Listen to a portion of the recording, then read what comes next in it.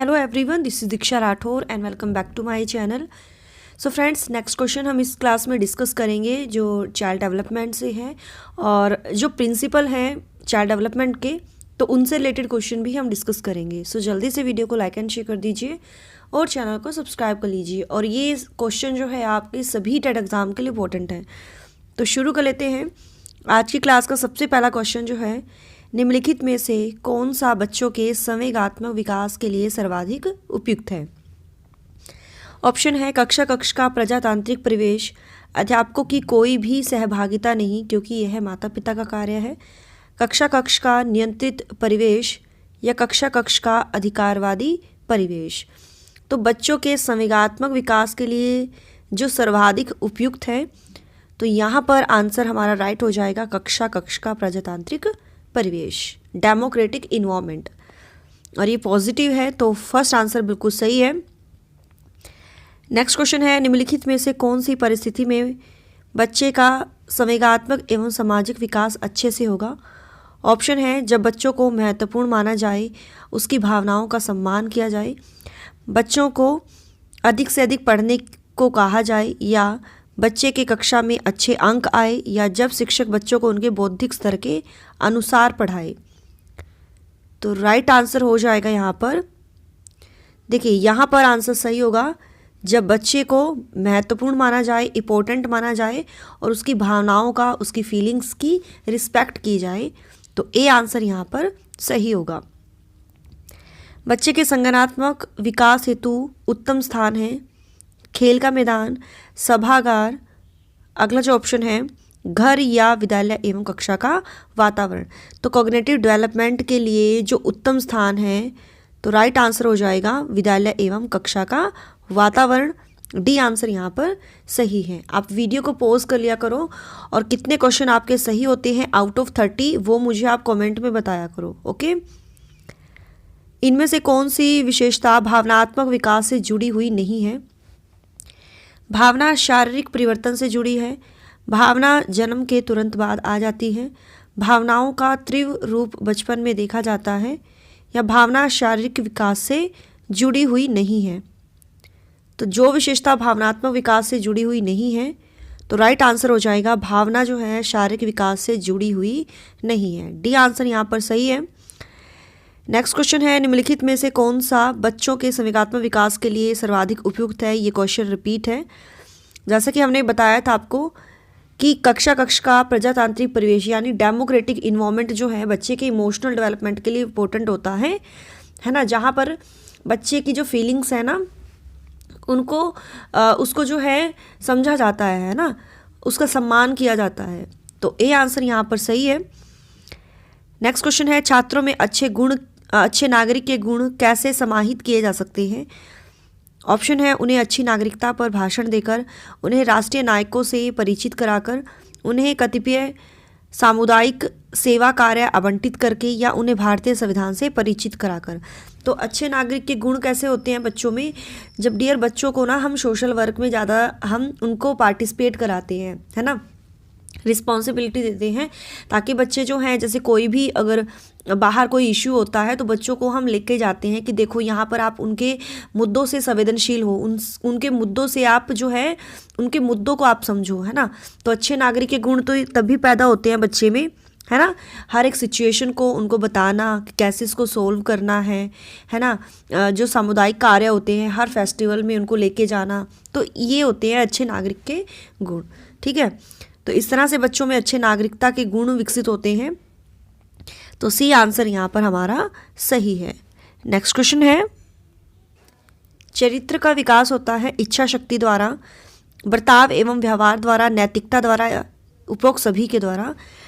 तो चरित्र का विकास होता है तीनों के द्वारा, विल पावर, आपका जो बिहेवियर है, आपकी जो मोरालिटी है, तीनों के द्वारा आपके करैक्टर का डेवलपमेंट होता है।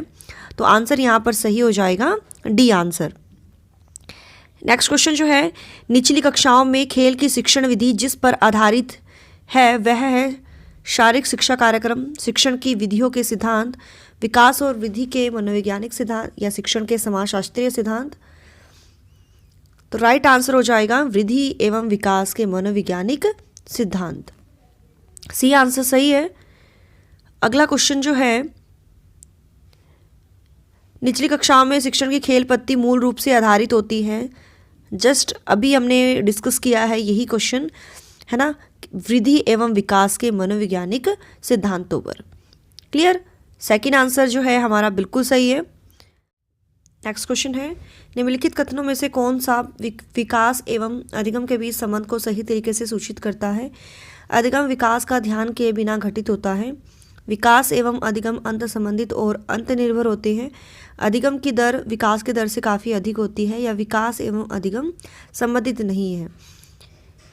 तो विकास एवं अधिगम के बीच संबंध को सही तरीके से सूचित करता है तो वो है सी आंसर, क्योंकि जब बच्चे का डेवलपमेंट सही तरीके से नहीं होगा, फिजिकल, मेंटल, कॉग्निटिव, तो बच्चा सीख नहीं पाएगा, है ना।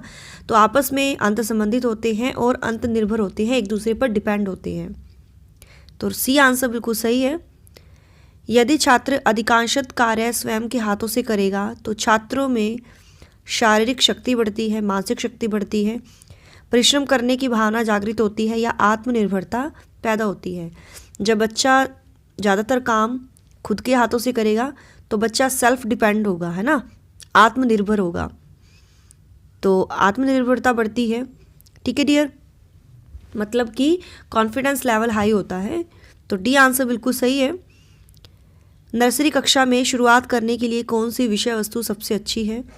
मेरा परिवार, मेरा प्रिय मित्र, मेरा पड़ोस, या मेरा विद्यालय। तो नर्सरी कक्षा में शुरुआत करने के लिए जो सबसे अच्छी विषय वस्तु है वो है मेरा परिवार, है ना। ए आंसर सही है। निम्नलिखित में से कौन सा संबंध विकास और अधिगम के बीच संबंध को सर्वश्रेष्ठ रूप से या सर्वश्रेष्ठ रूप में जोड़ता है? विकास अधिगम से स्वतंत्र है, अधिगम विकास के पीछे रहता है, अधिगम और विकास समानार्थक परिभाषित शब्द है, या अधिगम और विकास एक जटिल तरीके से अंत संबंधित है। तो आंसर यहाँ पर देख लीजिए, आंसर डी आंसर सही है। अधिगम और विकास एक जटिल तरीके से अंत संबंधित है। ठीक है, डी आंसर बिल्कुल सही है। अब डियर ये जो क्वेश्चन है यहाँ से शुरू हो जाते हैं बाल विकास के सिद्धांत के और वंशानुक्रम से, ये इंपॉर्टेंट क्वेश्चन है। ठीक है, उनसे रिलेटेड क्वेश्चन है ये। अपने विद्यार्थियों को समझने के लिए एक शिक्षक में अच्छी जानकारी होनी चाहिए।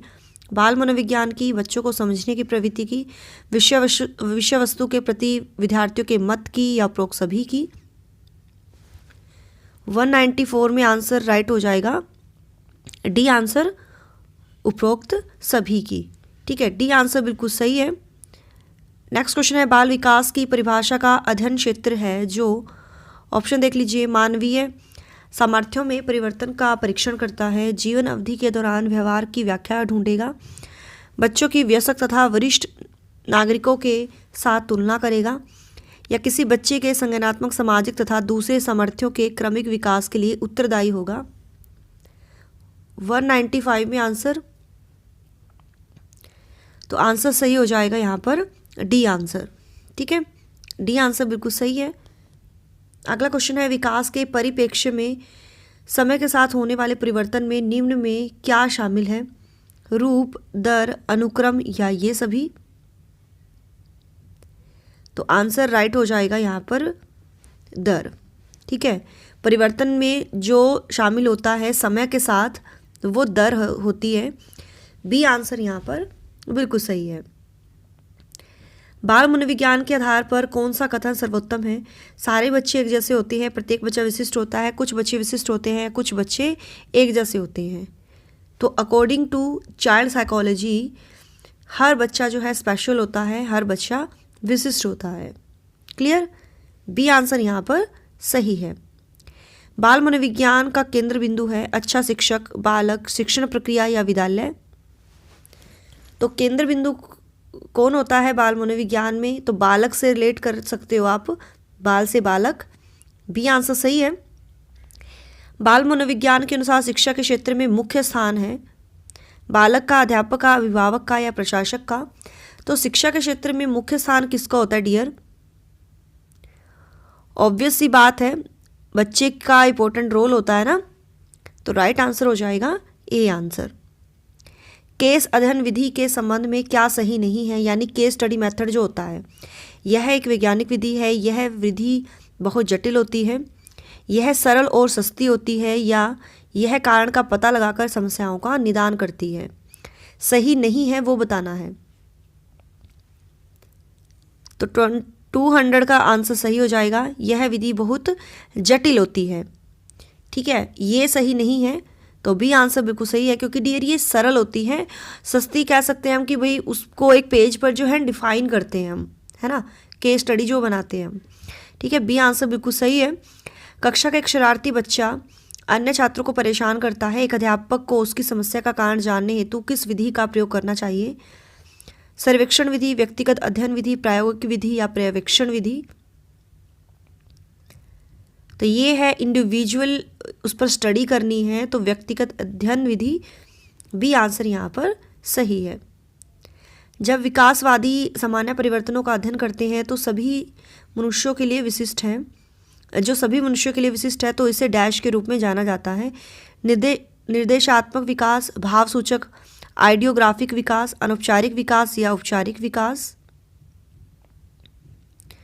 तो 202 का आंसर सही हो जाएगा। ए आंसर निर्देशात्मक विकास, ए आंसर बिल्कुल सही है।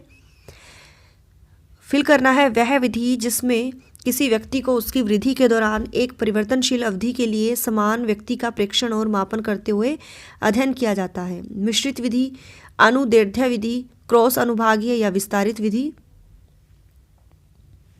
203 में आंसर सही हो जाएगा, अनुदैर्ध्य विधि। बाल विकास का अध्ययन क्षेत्र है बाल विकास की विभिन्न अवस्थाओं का अध्ययन, वातावरण का बाल विकास पर पड़ने वाले प्रभावों का अध्ययन, व्यक्तिगत विभिन्नताओं का अध्ययन या उपरोक्त सभी? 204 में आंसर सही हो जाएगा, उपरोक्त सभी। डी आंसर बिल्कुल सही है। निम्नलिखित में से किस विधि का उपयोग किसी व्यक्ति के व्यवहार का उसकी समग्रता में अध्ययन करने के लिए किया जाता है? अवलोकन विधि, प्रयोगात्मक विधि, सर्वेक्षण विधि या केस स्टडी विधि? आंसर सही हो जाएगा यहाँ पर केस स्टडी विधि। क्लियर? व्यवहारवादियों द्वारा उपयुक्त अध्ययन की पद्धति है सर्वेक्षण, आत्मनिरीक्षण, केस स्टडी या अवलोकन? तो व्यवहारवादी जो हैं उनके द्वारा प्रयुक्त अध्ययन की पद्धति कौन सी है? तो ये है अवलोकन करना, ऑब्जर्वेशन करना। क्लियर? क्योंकि व्यवहारवादी जो थे थॉर्नडाइक, पैवलोव, स्किनर, इन्होंने जो अपनी थ्योरी बताई थी इसमें अवलोकन उन्होंने किया था। ठीक है। एक बालक पहले पूरे हाथ को, फिर उंगलियों को, फिर हाथ और उंगलियों को एक साथ चलाना सीखता है। यह उदाहरण वृद्धि और विकास के किस सिद्धांत को दर्शाता है? निरंतरता का सिद्धांत, एकीकरण का सिद्धांत, सामान्य से विशिष्ट का सिद्धांत या व्यक्तिगत विभिन्नता का सिद्धांत? तो बच्चा पहले पूरे हाथ को यूज़ करता है, देन उंगलियों को, देन हाथ और उंगलियों को एक साथ चलाना सीखता है, तो ये एकीकरण का सिद्धांत कहलाता है। बी आंसर यहाँ पर सही है। निम्नलिखित में से कौन सा विकास का सिद्धांत नहीं है? विकास तुलनात्मक रूप से क्रमिक होता है, विकास समय के साथ धीरे धीरे घटित होता है, विकास की सटीक गति एवं प्रकृति जन्म के साथ ही निर्धारित हो जाती है, या व्यक्ति अलग अलग गति से विकास करते हैं? तो जो विकास का सिद्धांत नहीं है वो बताना है। 208 में आंसर सही हो जाएगा, सी आंसर। ठीक है, तो सी आंसर जो है यहाँ पर हमारा बिल्कुल सही है। नेक्स्ट क्वेश्चन है, विशेष अवधि के दौरान विकास प्रगति करता है लेकिन इस अवधि में समायोजन के लिए विराम करता है। यह है, ऑप्शन देख लीजिए, विकास के निम्नलिखित किस नियम को अनुसारित करता है? समन्वय का सिद्धांत, निरंतरता का सिद्धांत, चक्राकार का सिद्धांत, चक्राकार प्रगति का सिद्धांत या समान प्रतिमान का सिद्धांत? तो आंसर सही हो जाएगा चक्राकार प्रगति का सिद्धांत।